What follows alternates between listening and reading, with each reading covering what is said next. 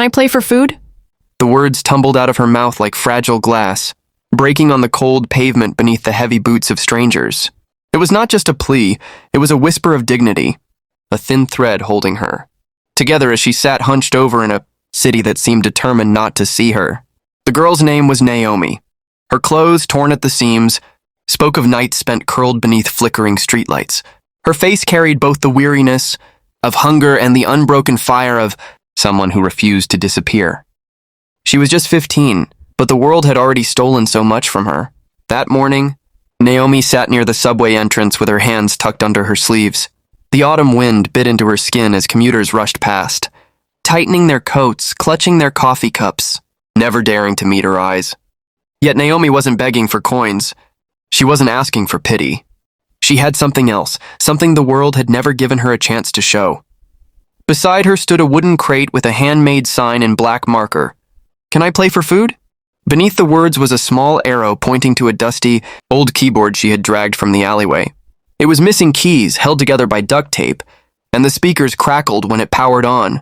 But to Naomi, it was life itself. The first man to notice her sign was dressed in a gray business suit. He slowed just long enough to glance down at the girl and chuckle under his breath. "Play for food?" he scoffed. "Kid, you can't even play on that broken toy." He tossed his empty coffee cup into the trash can and walked away. Two young women stopped next. They glanced at each other and laughed, pulling out their phones. "This is rich," one said. "She thinks she's gonna earn a meal on that busted thing? Girl, you'd do better singing." Their laughter echoed as they walked off, leaving Naomi sitting with her head bowed but her spirit unbroken. Naomi knew what they didn't. Music had been her heartbeat since childhood. Her mother, a single parent, once filled their small apartment with the sound of gospel and jazz. Naomi's little hands had first touched piano keys at a church community center, where she would sneak in after choir practice to mimic the melodies she had heard. By 12, she could play by ear, anything from Bach to Stevie Wonder. But then came the eviction, the nights in shelters, the sickness that took her mother away. And in the silence that followed, the piano became the only place she felt at home. The crowd around her swelled with footsteps and Naomi drew in a slow breath. She plugged the keyboard into a small battery pack, the power light flickering uncertainly. Her fingers hovered above the keys, trembling, not from fear but from hunger. For a moment, she closed her eyes and remembered her mother's voice. "When you play, Naomi, don't just play notes.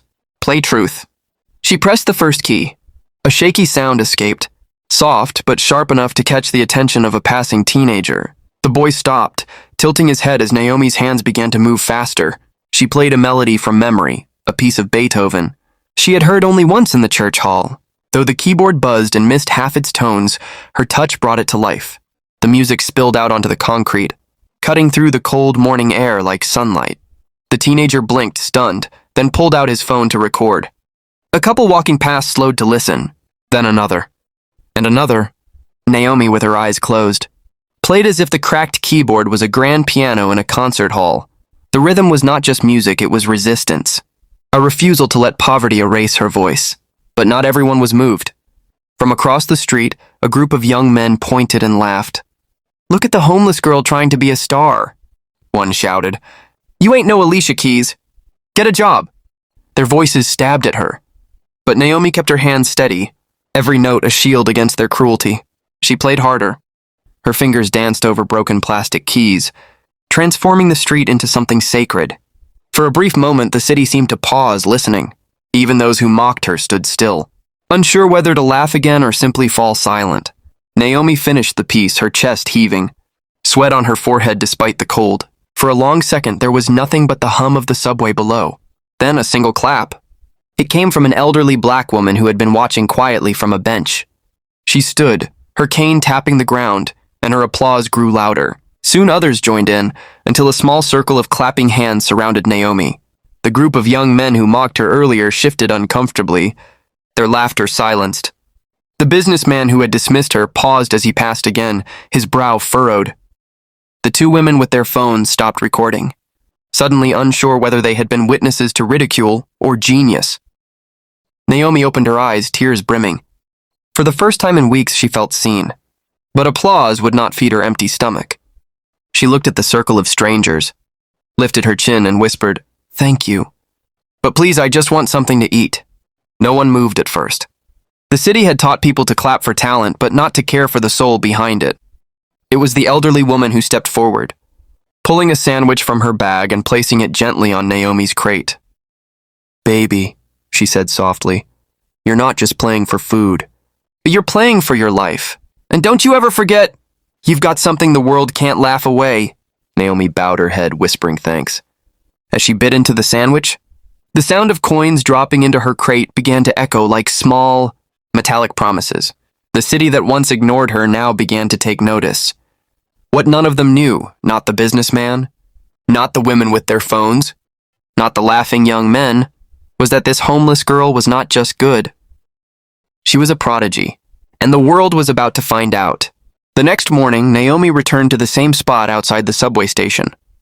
The old keyboard felt heavier on her shoulders as she dragged it down the cracked sidewalk, the strap digging into her skin. She hadn't slept much, curled up on a park bench with only her thin jacket for warmth. But she woke with something she hadn't felt in weeks, a spark of purpose. Yesterday's applause had stirred something in her, though she tried not to. Let it blind her to the truth. Hunger was still gnawing at her stomach, and the streets were still merciless. Yet for the first time, Naomi believed maybe, just maybe, her music could do more than keep her alive. When she set up the keyboard again, people recognized her. A few of them whispered, "That's the girl from yesterday." A teenager pulled out his phone to live stream, telling his friends, "Y'all gotta hear this." She's insane. Naomi kept her head low, her braids falling across her face, and pressed her fingers onto the keys. This time she didn't play Beethoven. She played what she carried inside her, the rhythms of gospel her mother once hummed, mixed with the improvisation of jazz she'd heard through cracked radio speakers, blended with the ache of nights she spent alone. Her music wasn't just notes, it was testimony, and the crowd grew. But with every gathering crowd came watchful eyes. A police officer on the corner frowned as the small circle of listeners blocked the sidewalk. He walked over, hand resting on his belt. "All right, let's keep it moving. This isn't a concert hall." His voice was stern, laced with impatience. Naomi froze, her hand stopping mid-song. The crowd shifted uneasily, some dispersing. The officer's gaze landed on her keyboard. "Do you have a permit for this?" She shook her head silently. "Then pack it up. You can't just set up shop here." The elderly woman from yesterday appeared again, stepping forward with surprising strength. "She's not causing harm, officer. Let the girl play. She's hungry. She's talented. Don't silence her." The officer sighed, glancing at the growing crowd. Public sympathy was dangerous ground for him. "One more song," he muttered, "then she moves along." Naomi looked at the woman, then back at the officer, and slowly nodded. She touched the keys again, but this time something changed. She played with urgency, as though each note was her defense. Her plea, her declaration, "I belong here, I matter." Her fingers blurred across the keys, the music swelling until it felt too big for the broken speakers. People recorded, clapped, even threw bills into her crate. The officer stood still, his jaw tightening, his eyes betraying something he didn't say out loud: respect. When she finished, the applause thundered through the street. The officer simply nodded. "All right, kid, pack it up. But keep playing. Somewhere." And then he walked away. That night, Naomi's video went viral. The teenager's live stream spread across TikTok and Instagram with the caption, "Homeless girl plays like a genius." Within hours, it reached thousands, then hundreds of thousands. Comments poured in. "Where is this? Someone find her. This girl deserves a stage, not a sidewalk." "I'm crying. How can the world ignore someone like this?" By the next morning, when Naomi returned to the subway entrance, she was no longer invisible. News reporters with cameras stood waiting. Curious onlookers gathered. And even a few music teachers had come with disbelief on their faces. A tall man in a long coat stepped through the crowd, his presence commanding attention. He introduced himself as Mr. Carter, director of a community arts foundation. He spoke with warmth, but also authority. "Naomi, is it? I saw the video. I want to hear you properly. Come with me to our center. We have a real piano there." Naomi hesitated. She had learned not to trust easily. Too many promises had dissolved into smoke. But the elderly woman squeezed her shoulder gently. "Baby, this is the door opening. Don't be afraid to walk through it." So Naomi followed.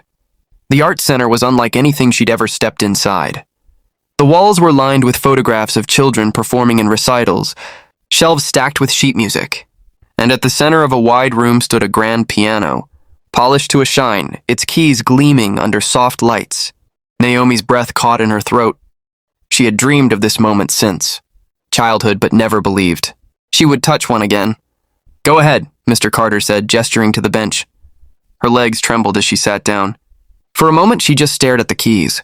Her reflection stared back at her, a tired girl with hungry eyes. But those same eyes carried fire.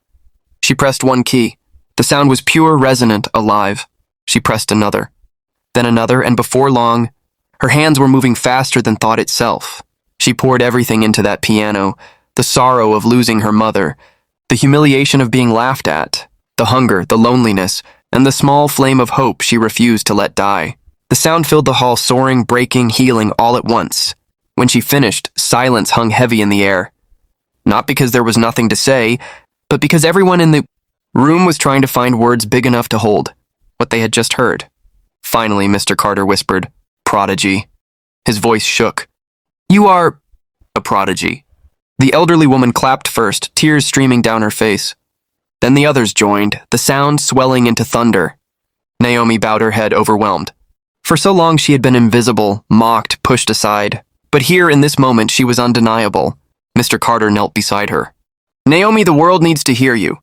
We can't promise an easy road, but we can promise you won't walk it alone anymore. If you're willing, we'll find you a teacher, a safe place, and a stage worthy of your gift." Naomi's lips parted, but no words came. She had wanted only food, only survival. Now she was being offered something she didn't dare dream of, a future. But futures come with choices, and choices come with challenges. For every person who cheered her, there would be others ready to dismiss her, to remind her of her poverty, her skin, her place in a world built to overlook her. As Naomi sat at the piano, tears falling silently onto the polished keys, she knew this was not the end of her struggle. It was only the beginning. Naomi's journey from the subway corner to the arts center spread faster than she could comprehend.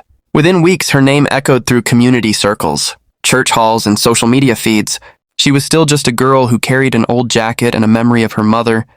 But now she carried something heavier too, expectation. Mr. Carter enrolled her in the center's music program, pairing her with a patient, stern teacher named Ms. Harris. She was an older black woman who had once performed on concert stages in Chicago before, dedicating her life to training the next generation. From the first lesson, she saw in Naomi what the world had overlooked. "You don't just play notes," she told her. "You tell stories. And the world can't laugh at truth when it's sung through your fingers." Naomi learned quickly, but every day was a struggle. Her life outside the center was still unstable. Nights in shelters, days fighting exhaustion, and whispers from strangers who only saw a homeless girl being given too much attention. When she walked into the center, some parents raised their eyebrows. "Why her?" they murmured. "She's not even trained. My child's been playing for years." Naomi heard it all. She felt the sting of their doubt, the weight of being the poor black girl who didn't belong among polished pianos and well-dressed children. But each time she sat at the keys and let her music answer. Her chance came when the Arts Center announced its annual recital at the City Theater, a night when donors, critics, and the local press would attend. It was the kind of stage that could change a life or crush it. When Naomi's name appeared on the program, whispers spread like wildfire. Some questioned if she was ready. Others scoffed, saying she was a charity case included for sympathy rather than skill. Even some of the children mocked her backstage. "You gonna play your broken toy out there?" One sneered. Another laughed. "Maybe she'll play for food." Their voices echoed the cruelty she had once faced on the sidewalk. Naomi clenched her fists, the words cutting deeper than she wanted to admit. But then she remembered her mother's voice. "Play truth." "Naomi." She straightened her back and walked toward the stage when her name was called. The theater was vast, filled with hundreds of eyes. The lights blinded her for a moment, and her stomach twisted with fear. She could almost hear the laughter of the businessmen. The girls with their phones, the boys who mocked her. They were not here, but their shadows lived in her memory. She sat at the grand piano, hands trembling. Silence fell. And then she began. At first the notes were hesitant, soft as whispers. But soon they grew bolder, fuller, until the hall swelled with sound. Naomi did not play from sheet music. She had never learned to read it fluently. Instead, she played from memory, from heart, from the rhythm of every pain and hope she carried. She played the lullabies her mother once hummed in the shelter. She played the hymns she heard in church halls, reshaped with her own fire. She played the blues of hunger, the jazz of survival, and the soaring crescendos of dreams that refused to die. The audience leaned forward, breathless.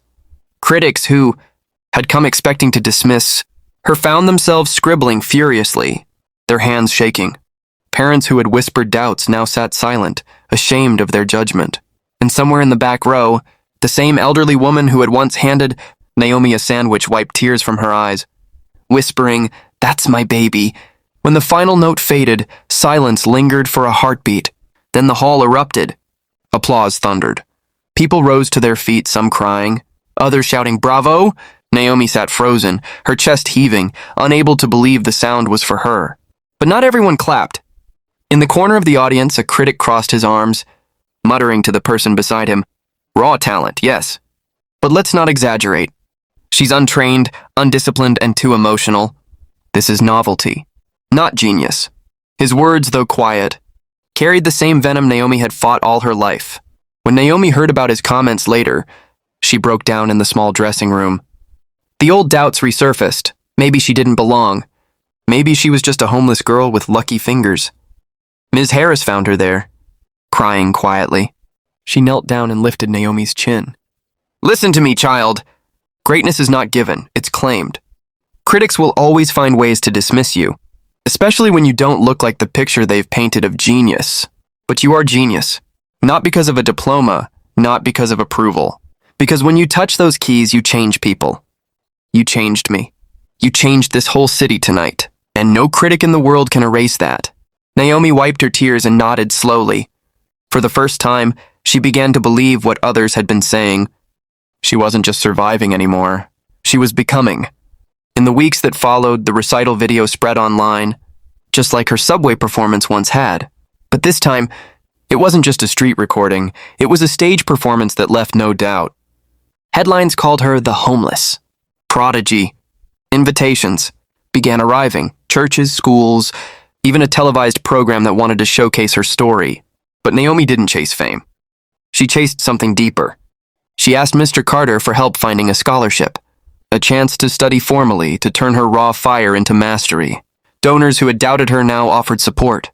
A prestigious music academy extended a hand. On the day she signed her acceptance papers, Naomi sat at the grand piano in the Arts Center, the same one where her journey had begun. She placed her hands on the keys and whispered to her mother's memory, "We made it." Her story didn't erase the hardship of her past. It didn't magically heal the wounds of poverty or the discrimination she had faced. But it became something bigger, a testimony for every child dismissed, every black life underestimated, every voice silenced by laughter. Because Naomi had shown the world that genius can bloom on sidewalks, that prodigies can rise from hunger, and that dignity does not depend on wealth. And as she stepped onto new stages, she no longer carried a cardboard sign asking, "Can I play for food?" Now she carried a promise. "I play for truth. I play for us."